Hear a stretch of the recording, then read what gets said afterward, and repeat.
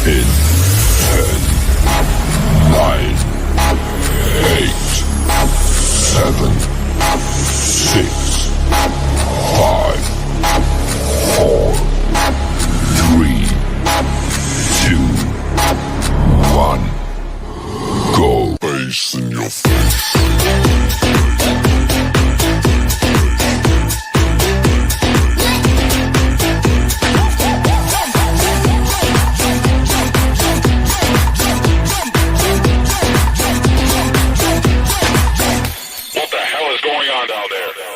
Face in your face.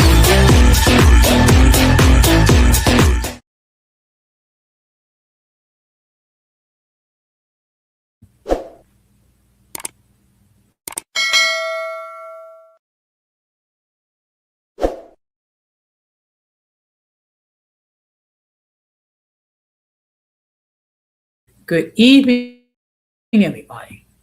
Welcome to another episode of Uncommon Sense with Jose Negron. Now, for the benefit of those of you who are not familiar with the channel or watching this channel for the first time, the reason why it is called Uncommon Sense because here on this platform, we discuss everyday issues when we try to find logical solutions. But not everyone uses logic. I want to let everybody know that I'm currently live on YouTube, Facebook, and Twitch. I also have another channel called Latina Diaspora where I discuss issues pertaining to Latinos in the United States. The link to that channel is in the description. Okay. First of all, I want to give a huge shout out to all those who already subscribed to the channel. Whether you've been a supporter from the very beginning or just recently joined, I really appreciate your love. I also want to give a huge shout out to all those who follow me on social media, as well as those who allow me to enter into your devices and those who watch from the comments, giving the hates. So, what I'm going to ask you to do, if you have not done so already, I'm going to ask you to please subscribe, like, and set the bell notifications to all. So, therefore, whenever I do produce content, you will have the opportunity to catch it live, catch it on the live. Now, as you can see by the thumbnail, the topic for tonight is humility, a Christian concept. Now, as always, when I do discuss Christian topics or biblical topics, I always state this disclaimer, which is the following. I am not trying to compel anyone to embrace Christianity, nor to embrace Christianity as I understand. I understand that there are people who watch who are not Christians. All I ask is that at least hear the whole content and then you decide. Okay. But before we get into the main topic, we're going to have another episode of In My Words.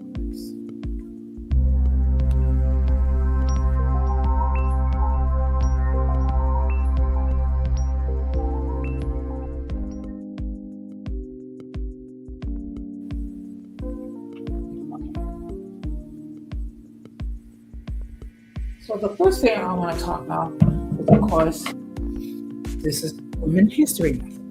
Well, we acknowledge the achievement that women have made, and women have made great strides in many fields,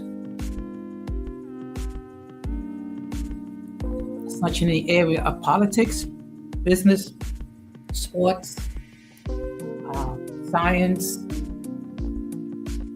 and many people like to refer to women as the weaker sex. But we all know for a fact there are many things that women can do just as well as men. And in some cases, even better than men. We have women who are head of corporations. We have women who lead governments. Okay, for example, Margaret Thatcher, who was the Prime Minister of the United Kingdom. Angela Merkel, who was the Chancellor of Germany.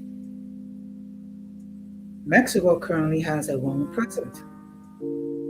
Corazon Aquino was the president of the Philippines. Golda Meir was Prime Minister of Israel. Indira Gandhi was the Prime Minister of India. It's just that it's going to take a great deal of time before we elect a woman president. I think the time will come when we will do something. Will it be in our lifetime? That I don't know. Only God knows that question.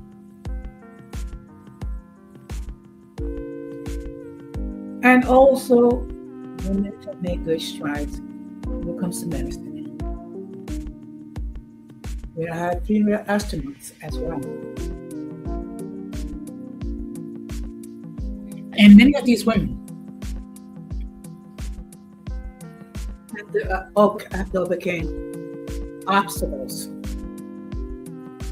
in order for them to achieve the success they were able to achieve.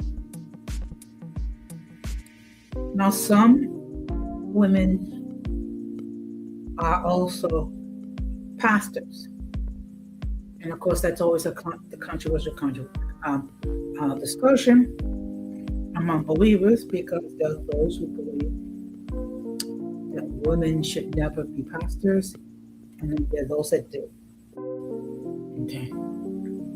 Of course, I belong to a denomination where there are no women pastors. In fact, the men are celibate. But that's another controversy discussed at another time. So, of course, being that it's Women's History, I will, of course, spend some time talking about the achievements women have made. And it's good to know this because it is evidence that there are many things that women can achieve with the proper motivation and with proper vision. Women are not sexual objects. Women are unique, and each one of them are made in the image of God. Now, the next thing I'm going to talk about, of course, being that this is March. It's also what's called March Madness, which is this time of the year where college basketball teams compete for titles and things of that nature, and to be the number one basketball team.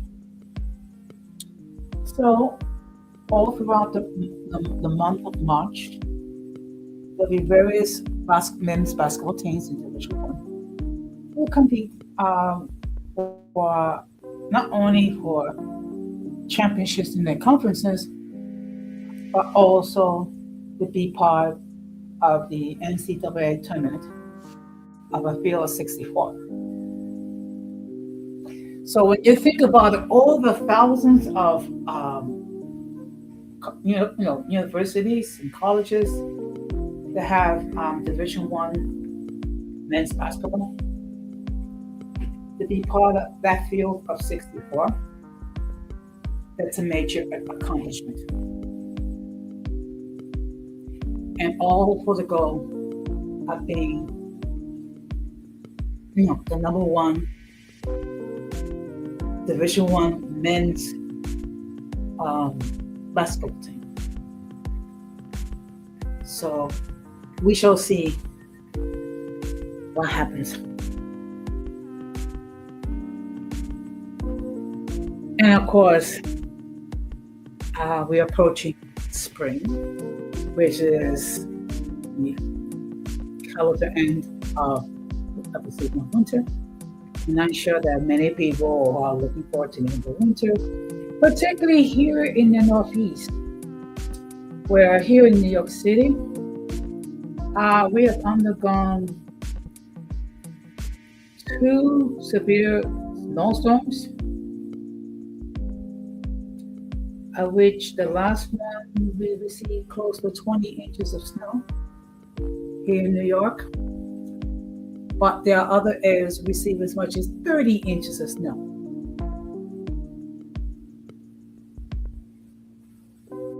And of course, they always bring in its headaches.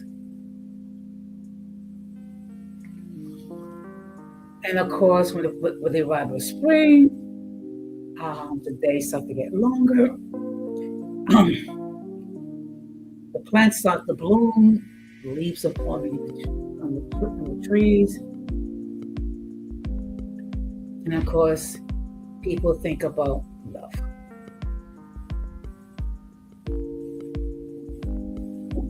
So, and of course, it's the same. Spring is eternal. So, with that being said, we're going to get to the main topic.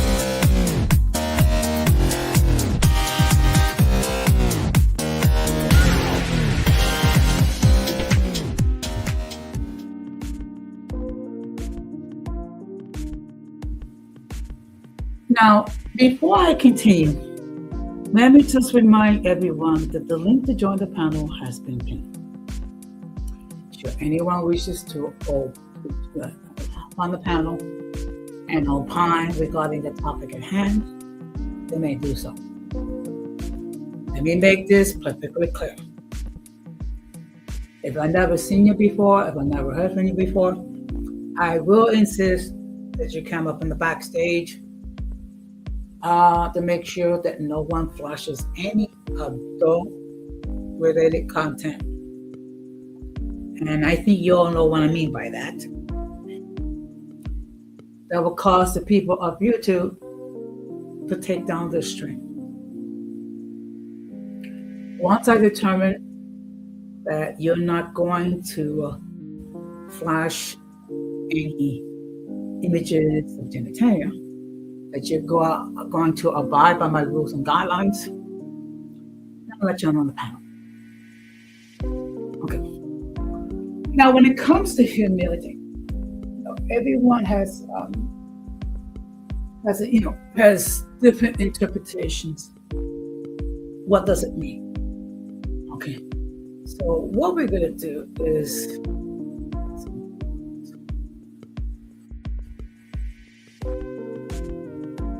humility comes from being humble.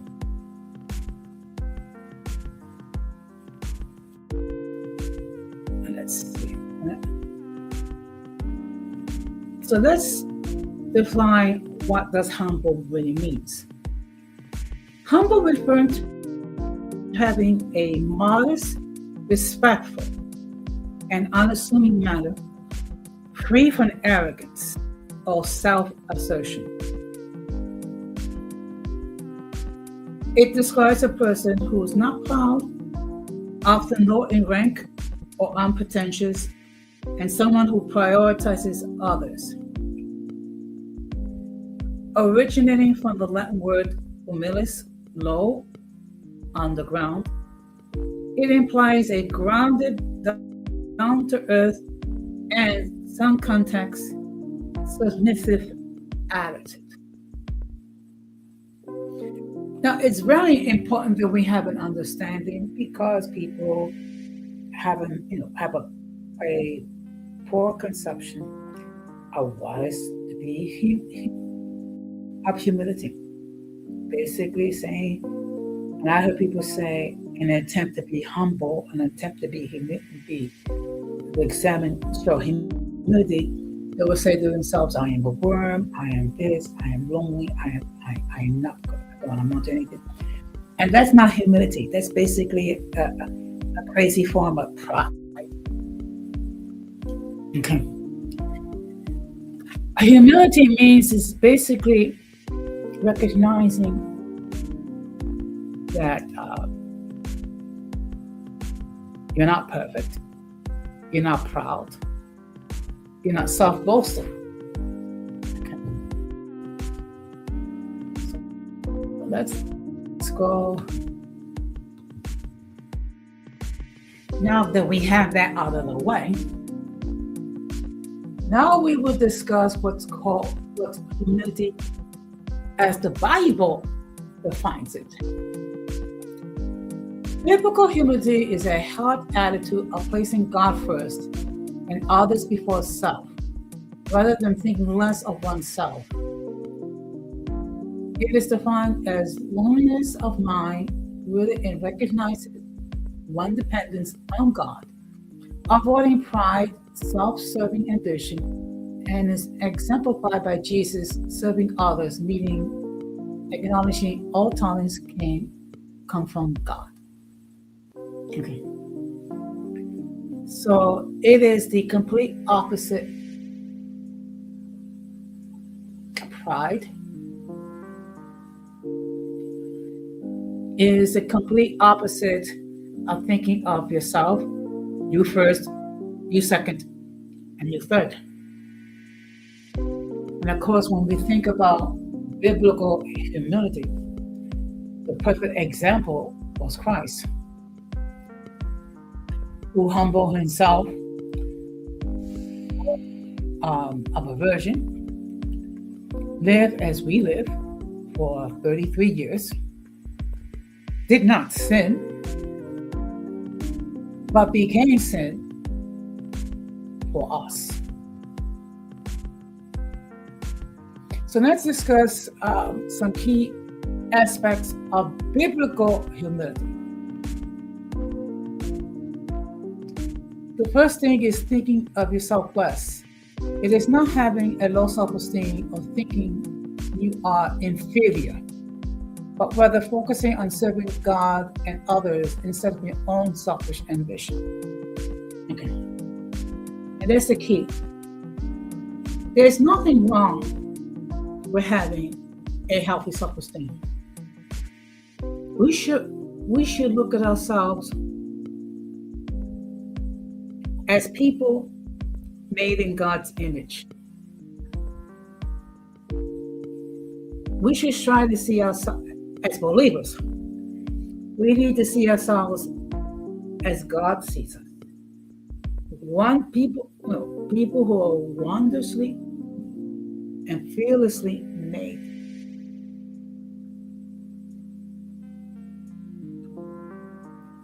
Now, people confuse low self-esteem for humility. Low self-esteem means that you don't value yourself as an individual. And you're not inferior to anyone. Okay?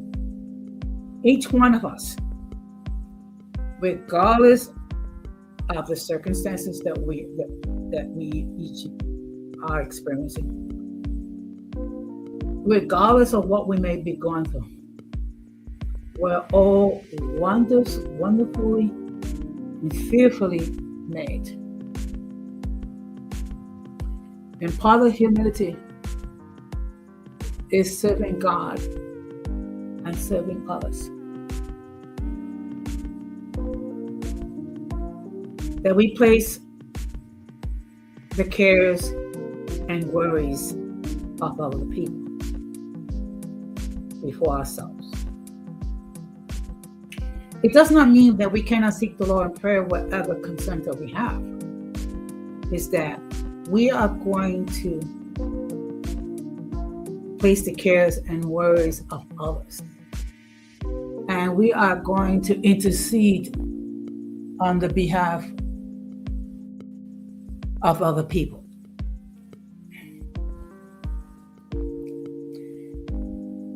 Also, another aspect is submitting to God's will. Recognizing that God's authority and trusting Him as opposed to arrogance. Now that's the difference between the believer and the non-believer. The non-believer will not recognize God's authority. They will recognize their self, and only their self. And the only authority that they'll recognize is their own individual authority. But part of humility It's recognizing God's authority, allowing God to govern us as He sees fit within His Word. Another key element of aspect of biblical humility is Christ-like service. Jesus is the ultimate example, washing the disciples' feet and sacrificing Himself on the cross is their strength under control. Now, let me just explain to you the meaning behind the washing of the feet. Of course, in Jesus's day, we didn't have a lot of paved. We didn't have a lot of paved roads. People walk on dust. Okay, so it was a custom. When you enter into a person's home, you would remove your sandals, you remove your shoes, and then they will wash your feet to remove all the dust and dirt and mud and anything else you might have stepped on. Okay. Now, the night before our Lord was to be crucified, He demonstrated this example of service by washing the feet of His disciples. They're dirty, smelling,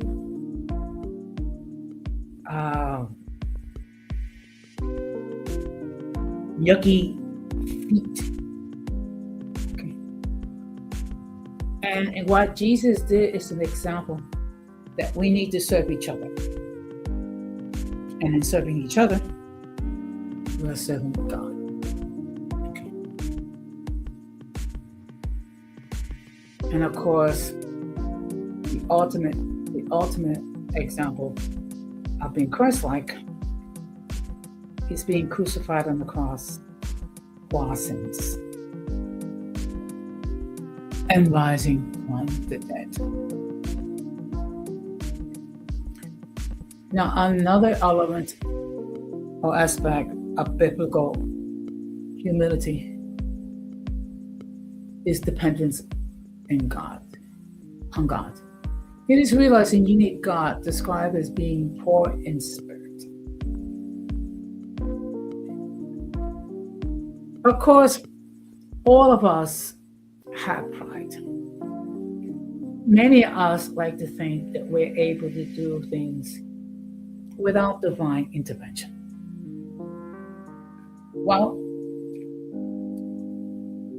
if you take a look at what's happening in this world right now, it is a perfect example what happens when you try to rely on your own strength, your own knowledge. It usually does not go well. Okay. And we have had thousands of recorded years of history of failures, disappointments. Why? Because people think that they can do it by themselves. And of course you heard the concept of self-made men, self-made millionaires. Okay. The one problem is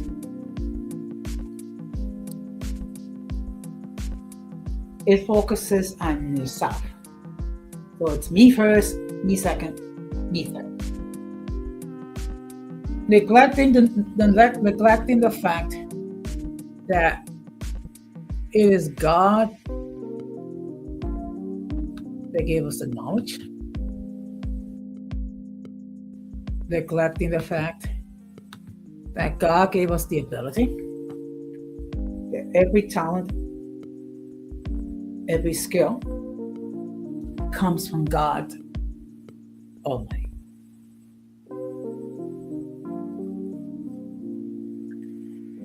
So when you have people who just try to describe themselves as self-made or whatever. Basically, they're trying to take credit for something that God has done. And God has a very unique way of humbling boastful and prideful people. I would rather be humbled by myself than let God have to humble me. You will not like the results. And then another key aspect of biblical humility is gentleness and compassion. It includes being gentle with others, not quarreling and admitting when you are wrong. In other words, accountability, folks. And this is where it gets tricky. Okay. And the lack of accountability began all the way back in the Garden of Eden. Okay? When Adam and Eve ate from the tree of the knowledge of good and evil. Now, people talk about there was an apple. Truthfully, the Bible doesn't say what type of fruit it was. Well, we know it could have been a banana. It could have been grapes. It could have been oranges. It could have been tangerines. It could have been a pineapple. We really don't know. And it's irrelevant. What is relevant is that God gave Adam and Eve a command. Do not eat from the tree of the knowledge of good and evil. Because the day that you do that, you will die. Now, God was not talking about physical death because physical death did not exist. What he meant was spiritual death, which happens if you died not knowing Christ.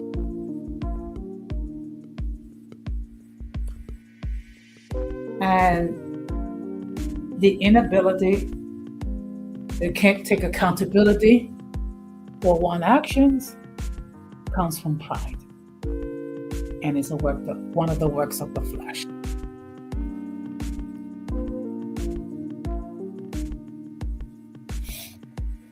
Now, I'm going to give you some biblical examples of humility. Okay, so in Philippians chapter 2, verses 3 to 8, highlights that Jesus humbled himself to the point of death on the cross. Now, of course, there are movies that kind of gives like a sanitized version of the crucifixion. But let me just try to paint a more accurate description. There was these huge nails, and I mean huge nails. They didn't go through the hand, they would go through the wrist. And then another nail went through Jesus' feet.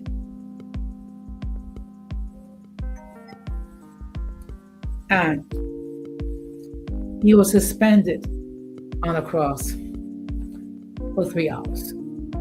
And he was in agony. Now, mind you, let me illustrate the fact that he was scourged with a whip that had pieces of metal and bone and glass. That ripped pieces of flesh off his body.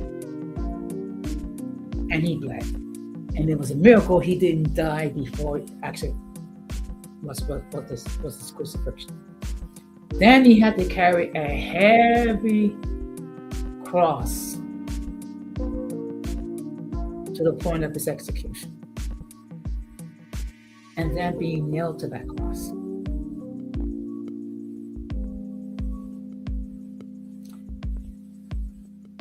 It's one of the most painful ways that a person can be deleted.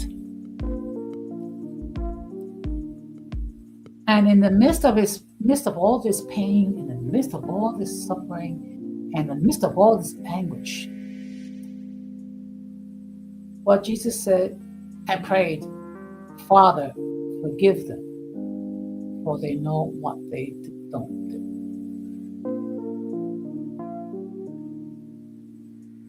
Now, not many of us can say that or any conviction. In fact, most likely we'll be saying, why don't you set us free? That'll be how most people will think.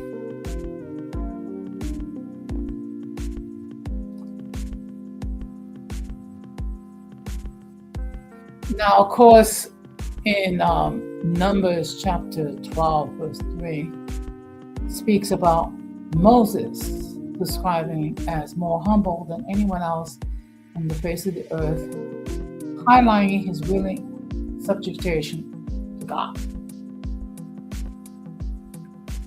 Now, Moses is an example of a person that was obedient to God. Okay. Unfortunately, in his pride and his arrogance, Moses was denied entry into the promised land. But it does not take away the fact that God had used Moses to free the children of Israel after 400 years of slavery.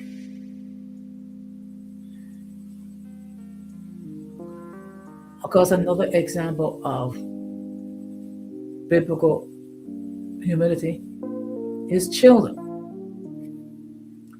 Jesus used children as an example of humility required for the kingdom of heaven.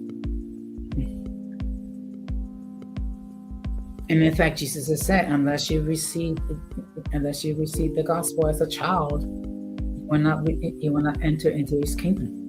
Okay. And when it comes to children, they're the type of person that will believe without hesitation. They will trust without hesitation.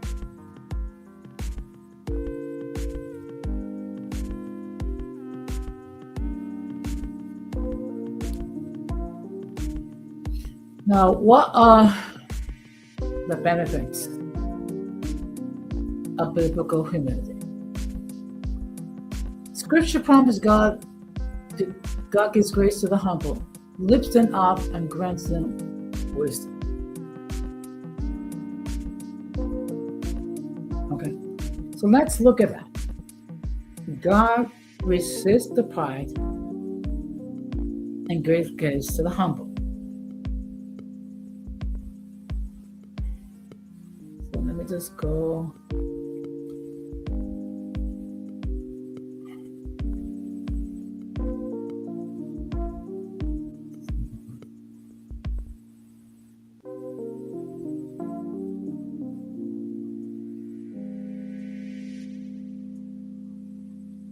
So let's go to Luke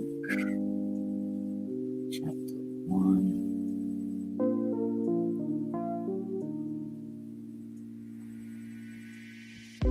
And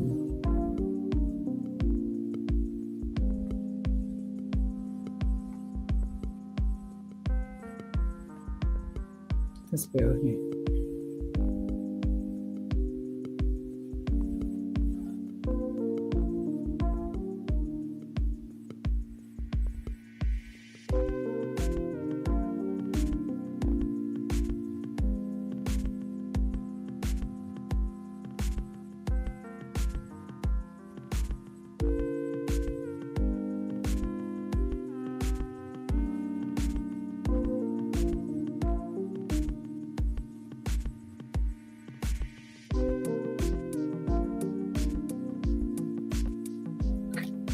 Now, of course, a perfect example of humility, another example of humility is Mary, a Blessed Mother.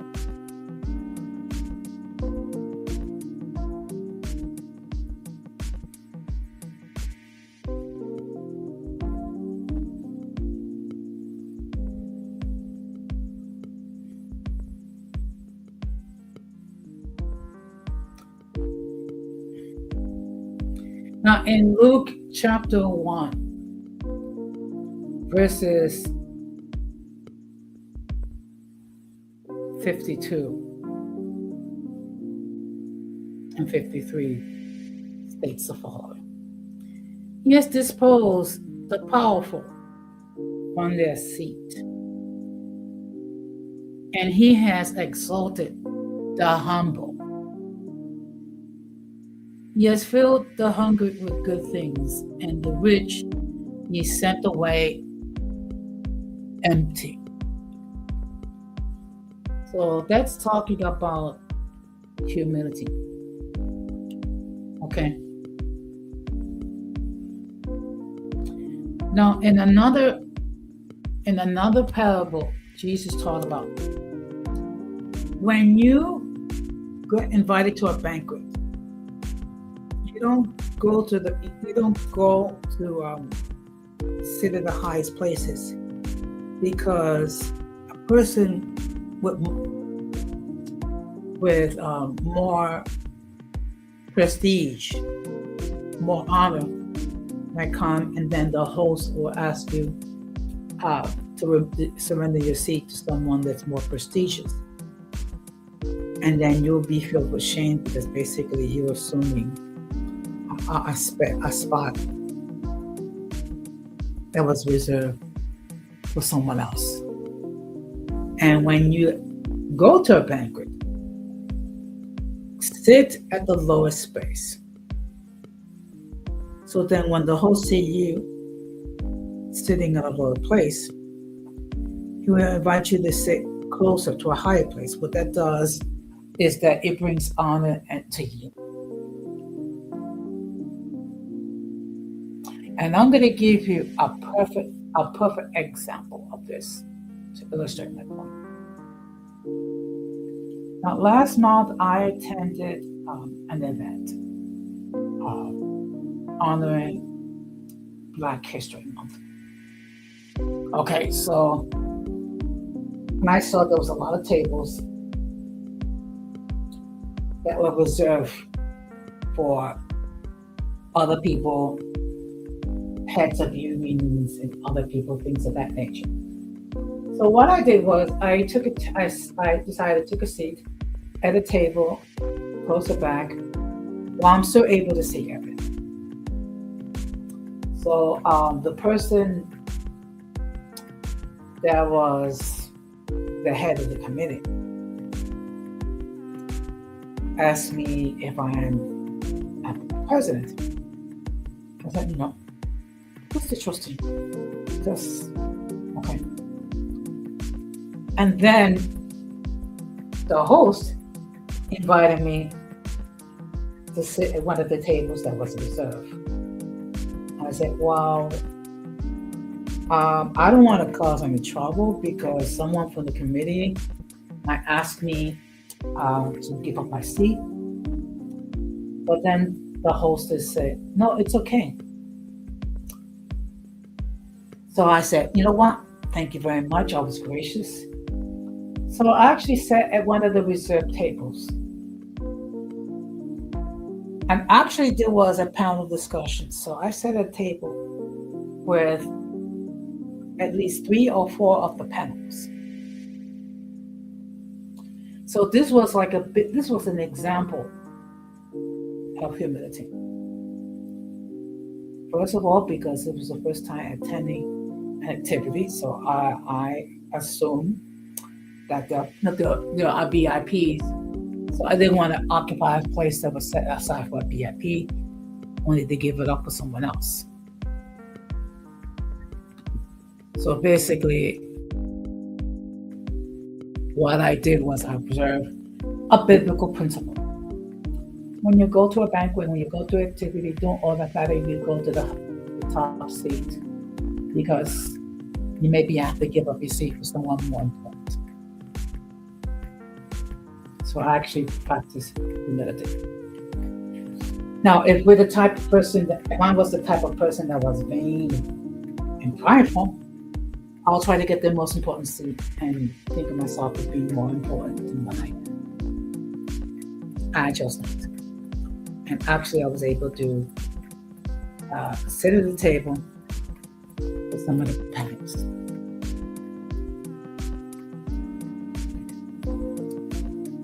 So,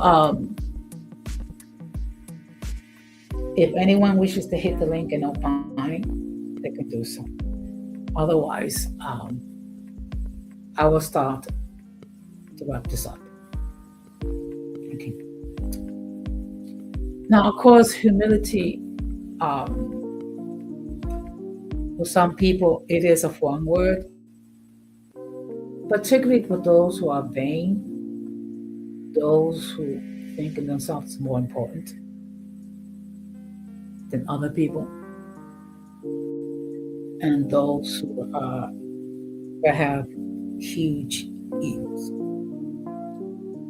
But again, let me make this perfectly clear. God is very capable of humbling a person if they think they're too big or they're too important than others.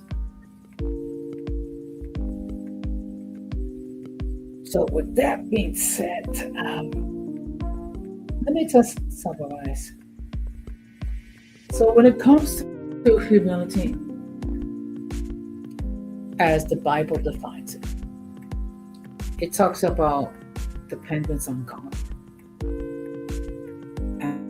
and not having an overinflated ego. Now, there's nothing wrong with having healthy self-esteem. What gets to be an issue when you think of yourself more important than other people, because there are other people that have their cares and their worries.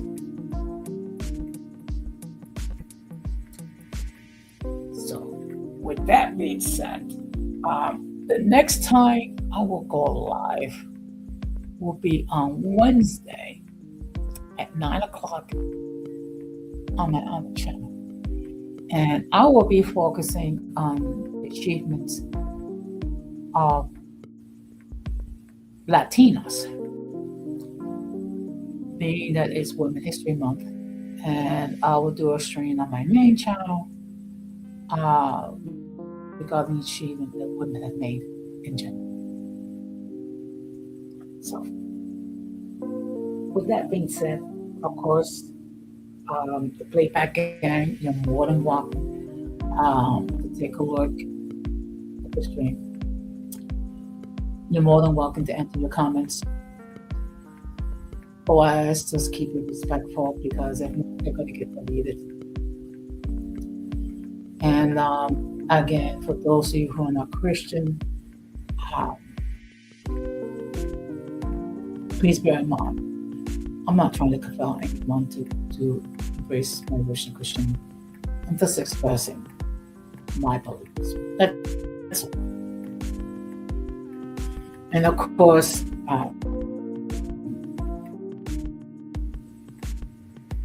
again, if you have not done so, I'm going to ask you to please consider also make sure that you set the notifications to all, so that whenever I do produce content, you will have the opportunity to catch it live or catch it back. And of course, I'm going to close the same way that we always close. We must do everything possible to avoid the presence of the mentally and intellectually challenged, because if we fail to do so, we'll be infected by the stupidity and massive insanity. And of course, whenever we say or do, we should do for the Lord. And with that being said, I'm going to wish all of you a very blessed and wonderful good night. Take care And